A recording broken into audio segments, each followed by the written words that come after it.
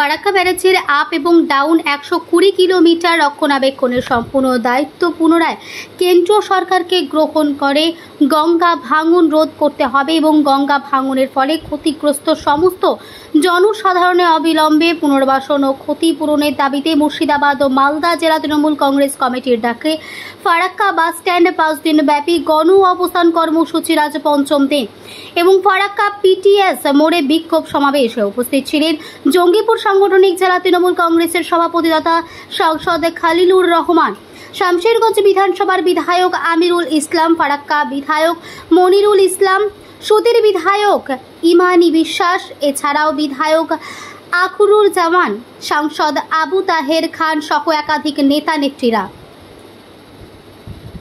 Bureau report, channel 24 নাও, সত্য কথা সবার আগে। তাহলে আমাদের লাগাতার আরও চরম আমরা আন্দোলনে যাব। আমাদের জনপ্রতিনিধি সাধারণ মানুষ সকলে কিন্তু প্রস্তুত, মানসিকভাবে তৈরি যে কেন্দ্রীয় সরকার যদি আমাদের এই 120 কিলোমিটারের দাবি না মানে আমরা বৃহত্তর আন্দোলনে যাব। কি মনে হয় কেন কেন্দ্রীয় সরকার করছে? দেখুন 2005 সালে যে আমরা গতকালকে যে ঘরে বসে মিটিং করেছি সেখানে কালকে জানতে পারলাম যে এই ঘরটাতে বসে 2005 সালে চুক্তি হয়েছিল এই 120 কিলোমিটার।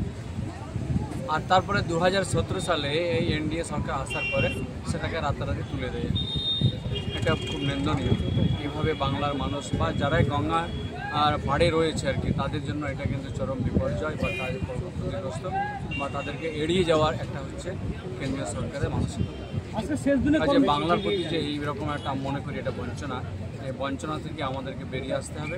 আমাদের যে মানুষের জন্য যে তাদের অধিকার, সেই অধিকারকে আমরা লড়াই করার জন্য আমরা সকলে প্রস্তুত। আজকে শেষ দিনে কি দিয়ে শেষ করলেন? আমরা যে ডেডলাইন দিয়েছি ফারাক্কা ব্যারেজ কর্তৃপক্ষকে, সেই ডেডলাইনের আমরা অপেক্ষা রয়েছি। পাশাপাশি ইতিমধ্যে আমরা আমাদের রাজ্য নেতৃত্ব আছে সেখানেও কথা বলে নেব।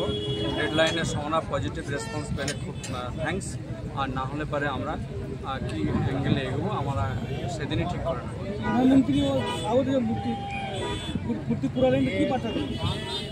এটা আমরা জানালাম যে প্রতিবাদ জানালাম।